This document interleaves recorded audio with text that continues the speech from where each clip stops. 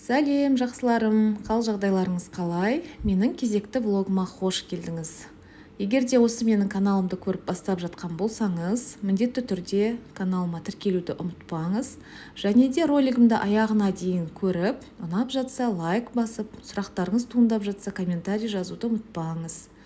Сіздің жасаған сол 1 секундтық әрекетіңіз менің каналымның дамуына көмегін тигізеді, және де менің келесі роликтерді шабыттана түсіруіме септігін тигізеді. Бұл формат кішкене ерекше болып жатыр. Влогымның басы Айханым екеуміз Қарағанды қаласындағы Фирдаус деген осындай кафеге келіп, менюмен танысып отырмыз. Келген себебіміз Жезқазған Сәтпаевтағы туыстарымыз келген екен, жол жүріп бара жатыр екен, ары қарай туристер ретінде. Сол себепті осы жерді қолайлы деп отзывтарға сеніп, осылай келіп алдын ала күтіп отырмыз. Мен де жай отырмай Айханымға емтихан жасап отырмын. Мына жердегі менюдегі сөздерді оқы деп, сен кітап оқыдың ғой деп.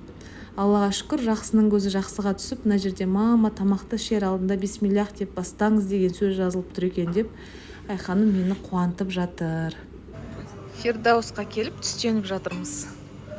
Мына кісілер Жезқазғаннан келіп, Балқашқа демалуға өтіп бара жатқан делегация. Мен жиендеріммен, сіңіліммен апам. Біз осы жақтан представитель болып Айханым екеуміз келдік. Айханым, не істеп жатсың сен? Хавайдан. Молодец, Аха. Бісміллә деп түскі асқа кірісіп жатырмыз. Алайқа ас болсын бәрімізге. Осындай әдемі обстановкада ең жақын жандарымызбен дәмді түскі асымызды ішіп алып, әңгімелерімізді айтып, кішкене жоспарларымызды талқылап дегендей кариге келдік бәрімізде. Бұл жерде үнемі акция болып жатады, 1 қосу 1 тең 3 деген. Сол акция бойынша Айханымға кроссовки таңдадық. Әрине Айханым өзінің көңілі түскен кроссовкиін алды, өзінің таңдауы жеңді. Біз сұрын, ағын ұсынып едік, жоқ, ол өзіне керекті розовый түсін алды. Және де мені секіріп тұрған жиенім Абдурашидқа бәріміз тұрып осылай кроссовки таңдап беріп жатырмыз. Және де 1+1 болғаннан кейін мынау әдемі таспен көмкерілген резина тәпішке ол сыйлыққа келіп жатыр. Бұл тәпішкенің иесі менің Назира сіңілім. Балқашқа барамыз деп әдемі буркини сатып алған екен, соған сәйкес қып бәріміз таңдап беріп жатырмыз. Күшті қып осындай көңіл күйде бір-бірімізді қимай қоштасып тұрған сәтіміз, себебі мен Айханым екеуміз таксимен барып Айсұлтанды садиктен алуымыз керек. Бұл кісілер кешке дейін тындыратын шаруалар болды.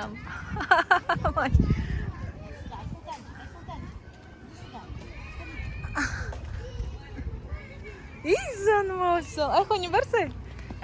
Canım olsun, canım olsun, canım olsun.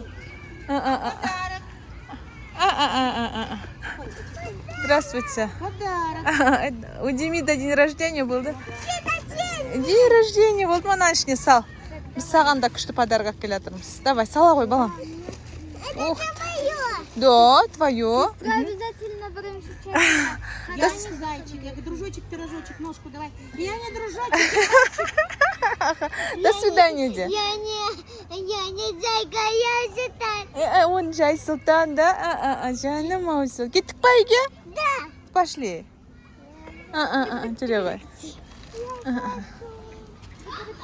Держитесь за ручки.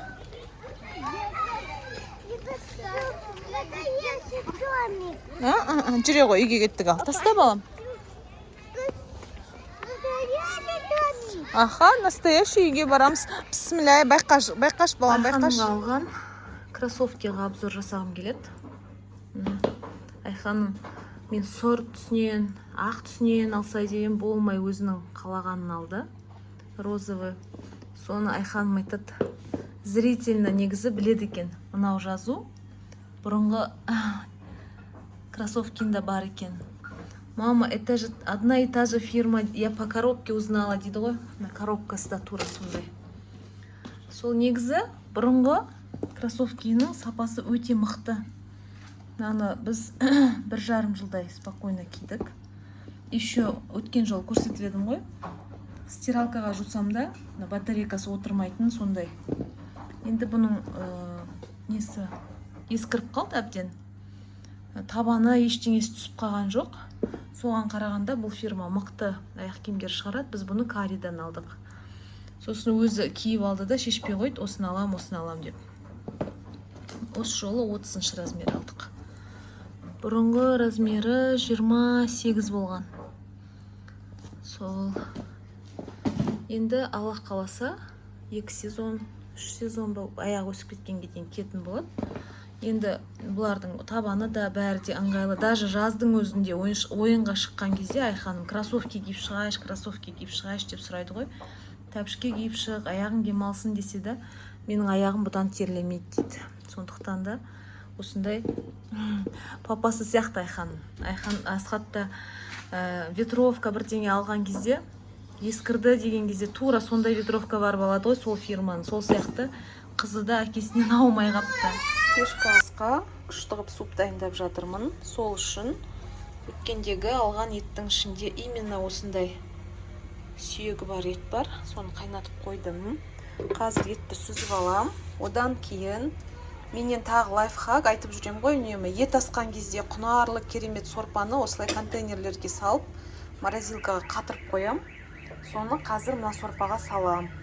Содан кейін алдындағы влогтарда көрсетіп жүрген дайындаған медальонды помидордан дайындаған және де зеленді турап қатырып қоям ғой. Соларды барлығын салып күшті суп ішеміз. Шілде болса да, күн ыстық болса да, арада сорпаны балаларға беріп тұру керек. Сол сорпа дәмді және құнарлы болуға мен жанымды салам осылай баптап. Сенбі күні таңертең кішігірім осылай уборка жасауға бел буып кірісіп жатырмын. Анау коридордағы өзімнің жұмыс зонамды қарасам, көп нәрселер орындары айырбасталып кетіпті, бейберекет шашылып кетіпті, ұсақ-түйек заттар, қағаздарым тұратын жерінде тұрмай басқа жерлерге ауысып кетіпті деген сияқты. Сол себепті әр нәрсенің орнын анықтап, салатын контейнерлерге салып, осылай және де ең бірінші шарт ол шаңдарды, кірлерді сүртіп алу болып жатыр. Мына жерде мен айтып қояйын, осындай точечный уборкалар жасаған кезде қолыма бір контейнерлар алып алам. Мусор салып тұруға және де осылай бір орнынан адасып кеткен заттар бар ғой, соларды салып тұруға. Оны әрқайсысын бірден, екіден апарып орнына қоюға да болады, бірақ мен көбіне балаларды бір бөлмеге отырғызып қоямын да, есікті жауып істеймін ғой. Себебі Айзия шығып кетеді да, ол менің отвлекашкам. Ол маған су сұрайды, көтер дейді, үйтейді, бүйтеді. Содан кейін менің бүкіл уборкаға деген барлық уақытым сонымен кетеді де, ойым шашыраңқы болғаннан кейін шаруамды да аяғына дейін жеткізе алмай қалып жатам көбіне. Сол болмау үшін мен есікті жауып қойып жасаймын. Мұны керек емес заттардың барлығын жаңағыдай алып тастап жатырмын. Орындарының барлығын сүртіп, әр нәрсені жаңағыдай тұру керек деген орнына қайтарып, тазартып қойып жатырмын. Сосын мынау комодтардың бетін міндетті түрде сүртем, өйткені сіздерге көрінбегенмен маған өте жақсы көрінеді. Біздің Айзия деген осы үйде великий художник өсіп келе жатыр ғой. Сол кісінің осы жерде шығармашылық шабыты тасыған кезде бүкіл нәрсе қолда не тұрады, соның барлығы кетіп жатады. Және де міне өткендегі уборкамда расхламление жасамаған заттарымды әлгі күнге шейін пайдаланбай жүрген болсам, немесе бір ескірген заттарды көретін болсам, осылай алып тастаймын да. Мына жерде бет орамал, 4 бет орамал өзінің ескіргенін көрсетіп тұр. Сондықтан да мен оларды алып тастап, орнына ыңғайлы болады деген орамалдарды бері қарай шығарып қойып жатырмын. Астындағы полкадан да пайдаланбай жүрмін деген балалардың сүлгісін алып тастап жатырмын. Мына жерде очкилерді, духиді жинап қоятын контейнердің ішінде шаң басып кеткен екен. Оны да сүртіп, тазартып, керек емес заттардың барлығын аяусыз қоқысқа тастап, осылай тазартып қоямын. Және де мына есікті сүртем дегенмен неше күн болған. Міне балалардың қолының кірін әдейі осы жақыннан көрсетіп жатырмын. Кейде видеоны қарап тұрсам, өзім ойлаймын, осы бір аппақ жерді жуып жүрген сияқты болып көрінем ау деп. Енді ол жаңағы кірді өзім көремін ғой көзіммен. Содан кейін сол жердің барлығын осылай Greenway'дің салфеткасымен, мынау Greenway'дің отбеливающий сабыны бар, соны ысқылаймын да сонымен жуып жатырмын. Өте жақсы кетіреді. Әсіресе мынау топсадан бір май бөлінеді, сол жер қара болып жатады, сол жердің барлығын сүртіп алуға, жаңағыдай кірді де тез кетіруге өте жақсы көмектеседі маған сол сабындар. Көп химия пайдаланбаймын, себебі өздеріңіз білесіздер, қашаннан химиямен жаным қас, химиясыз өмір сүруге әбден дағдыланған, және де расымен де осы блогтарымда соны насихаттап жүремін. Себебі бала шағаға ол химияны жас күннен демалып, жас күннен сол химияға қолын былғап қажет емес та. Сондықтан шама келгенше барлық аналарды шақырам сонда химиясыз өмір сүруге. Себебі бронхит, небір аллергия, иммунитеттің төмендеуі, соның барлығына химияның кері әсері зор. Мына есікті ішінен де сыртынан да барлығын сүртіп, жуып, тазартып қойып жатырмын. Негізі өткен жол бір влогымда білер боларсыздар, мына есіктердегі монтажный пенаны кетірем деген, сол құралды әлі таба алмай жүрмін. Сол құралды қалай табамын, міндетті түрде сіздерге көрсететін боламын. Өйткені осы есіктерде барлығында, қай бөлменің болмасын есігінің барлығында монтажный пена бар. Сен кітап оқып жатсың ба, Сұлтан, тоже? Да. Қандай кітап оқып жатсың сен? Я говорю, и мишки истории. Мишкины истории ма? Да. А это птичка. Птичка? Птичка не істеп жатыр? Он стоит цветок. В цветке стоит, и жаным сол. А это... Баста кітапты. Дұрыстап оқып, басынан бастап оқы. Біздің үйде кітап оқу сағаты. Былай Хони өзінің Әділ патша кітабын оқып отыр. Соңғы беттері қалды. Үлкен не істесе, кіші соны қайталайды. Айсұлтан демалыста жаңа мен уборка жасап жүргенде мына кітапты ана жаққа апарып тастағам, детский столикқа. Содан тауып оқып жүрға. Оқымай, бұзық мынау оқымай жүрген. Мамасы қай жерде жүреді, сол жерге қолын суға салып жүреді. Түскі астан кейін Асекеңді просить етіп, мына жердегі духовкамның осындай есігіндегі дақты кетіруге кірісіп жатырмын. Мына бер жағы мен ар жағында емес, екі әйнектің арасында осындай мына тесіктер арқылы кірген майдан, судан, қаншама тамшыдан кәдімгі ағал-сағал болып қапты осы жер. Соны ютубтан әртүрлі роликті көріп, көрсетіп, міне осындай қып маған шешіп берші деп. Мен негізі экстремал емеспін. Мен өзім ондай нәрсені істей салмаймын. Енді Асекеңнің қолы менде алтын.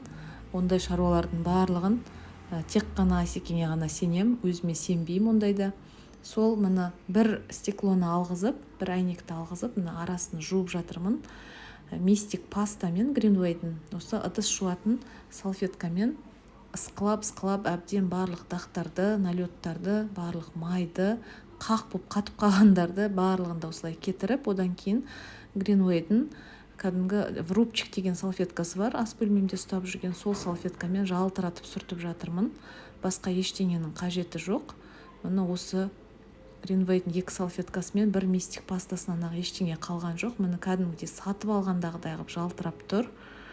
Міне кәдімгі айна десеңіз болады. Соған қайтадан жаңағы сүрткен стеклоны Асекең орнатып берді. Содан кейін міне екі жағда қазір стеклосы бар кезде ешқандай дақсыз әп-әдемі болып қалды. Әйтпесе кейде бір сыртынан ішіндегі затты қарай салайын десең, пісіп жатыр ма, пісіп жатқан жоқ па, тіпті соның өзі көрінбей қалған ғой. Аллаға шүкір, керемет нәтиже. Балаларды киіндіріп Асекеңмен бірге далаға жібердім. Мынау күндіз расхламление жасап бастаған заттарым. Мынаны тоже комодтан алып шықтым. Бұл балалардың кішкентай күнінде шомылғаннан кейін сүртіндіретін орамал тон, капюшоны бар. Оны жоғары жаққа қойып қоям. Ол мен үшін өте қымбат дүние. Балаларды киіндіріп жіберу деген ол тот еще квест. Мына жерде киімдер, ана жерде Айзян киімі, мына жерде Айханның киімі деген сияқты. Қазір 1,5 сағат уақытым бар. Аллах қаласа осы жерді жиыстырып, еще плюс тамақ істеп қойым керек, ужин. Сосын кішкене өзімде далаға шығуым керек. Фонға күшті қып каминді қойып қоям. Ешқандай музыканың тұрғаны маған ұнамайды. Осындай каминнің тырсылдап жанып жатқаны ұнайды. Соны қойып қоямын да тезірек уборка жасаймын қазір. Бұл бөлмеге негізі күндіз бір рет уборка жасалған. Біз таңертең тұрғаннан кейінгі текущий уборка жасаған кезде міндетті түрде пылесостап бәрін орындарына жинап қоямыз. Осы жолы мен ойыншықтарды реттейін деп ойладым. Ойыншықтарды балалар жоқта реттемесем, балалар барда ойыншық реттеу деген ол жауып жатқан қарды жинағанмен тең ғой бізде. Енді салайын деп жатқан ойыншығың бәріне керек болып қалады, сонымен ғана ойнайтын болып қалады.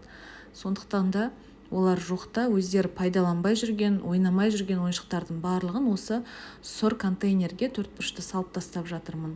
Ал Айсұлтанның күллі машиналарына қатысты ойыншықтардың барлығын оны ана жерде домалақ контейнерге салып қойдым. Ал тіпті ойнамай жүрген мягкая игрушкалардың барлығын пакетке салып, оны шкафқа тығып тастадым. Кейін бір күні соны алсаң, как будто бір жаңа ғана магазиннен сатып алып келген сияқты сезімде балалар ойнайтын болады. Сол үшін бытпыратпай шетінен сөйтіп жинап, тығып тастап жүремін ойыншықтарды. Сосын енді күндіз шаңды сордық қой деп қарап отыруға болмайды. Осы жерде балалар ойнап атады, печенье жеп жүреді. Жаңағындай Айханымның жұмыс орнының маңайы барлығы майда скотчтарға толы болып кетіпті. Соның барлығын пылесостап алып, шаңын барлығын сүртіп, барлығын осылай жуып жатырмын. Тағы да қайталаймын, менде пылесос да бар, жаңағындай швабра да бар. Бірақ маған осы бүкіл нәрсені кейде қолмен жинай салған, қолмен жуа салған ұнап жатады. Себебі енді жаңағы плинтустарды барлығын сүртуге осылай бәрібір де сол қолыңа тряпка аласың, одан да швабраны суламай-ақ осылай қолмен жуа салайыншы деп жуа салып жатырмын. Енді мен шаруа жасап жатқан кезде балалар далада жүрсе де сюрприз болып жатыр мына жерде. Енді ғана осы зал бөлмесін жуып болып, ас дайындауға кірсем деп жоспарлап жатқан кезде есікті қағып, кәдімгідей Айсұлтан келіп тұр. Жарақаттанып қалған екен, алтыбақаннан құлап бетін бұзып келіпті. Соған қазір көңіл бөліп обработка жасайтын боламыз бірге.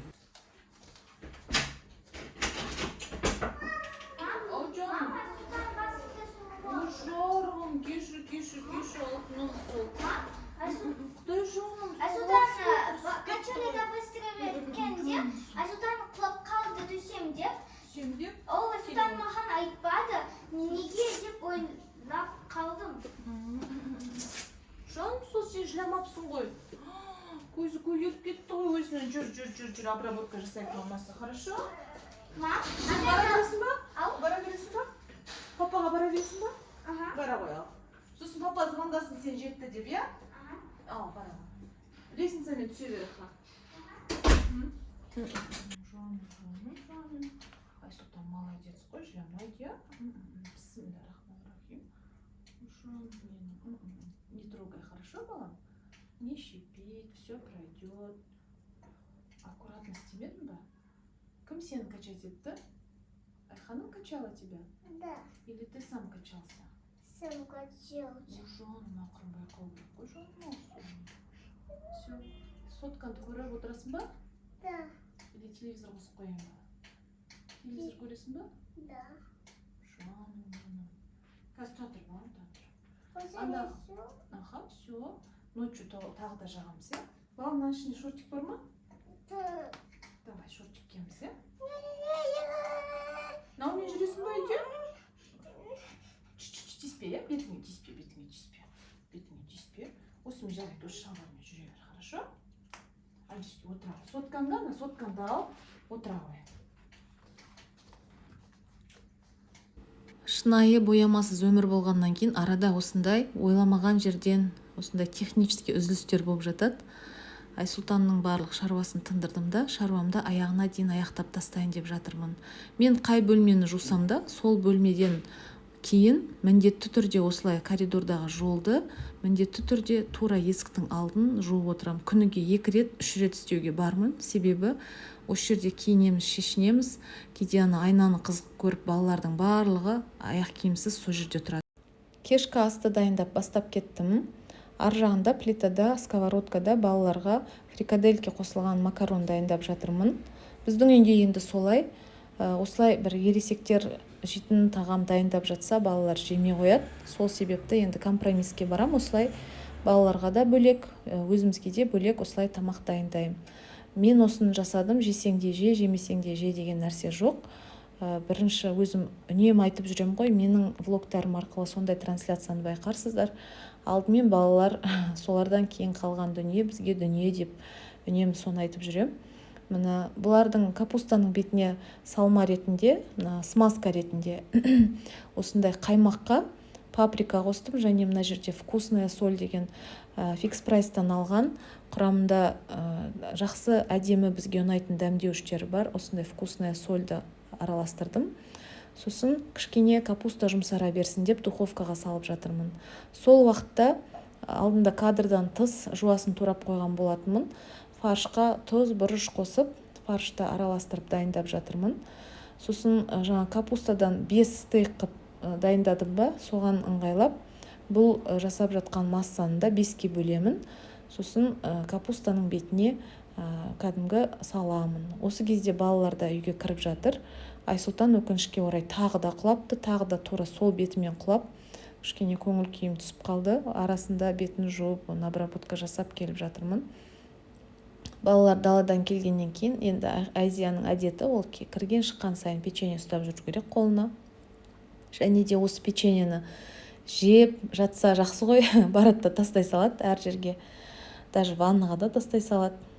Сол міне фаршты осылай әр капустаның көлеміне қарай қолыммен осылай формасын келтіріп бетіне қоямын да, қалған смазканы жағамын.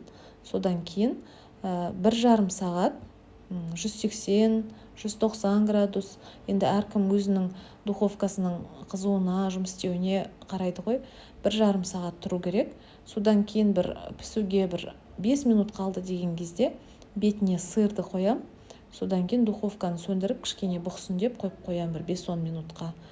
Бұл тамақты негізі уборкаға дейін жасап салып қойғанда өте ыңғайлы болатын еді, бірақ енді көп нәрсе мен ойлағандай бола бермейді. Өмірде солай ғой өзі. Ештеме жоқ, әлі де ерте болатын. Міне 7-де қойдым. 8:30-9. Қандай күшті. Духовканың есігі таза болған қандай күшті. Ішіндегі тамақты күшті қылып көрсете аласың, көре аласың өзің. Міне стейктің дайын болуына Аллах қаласа 10 минут қалды. Балалар уже макарондарын жеп алды.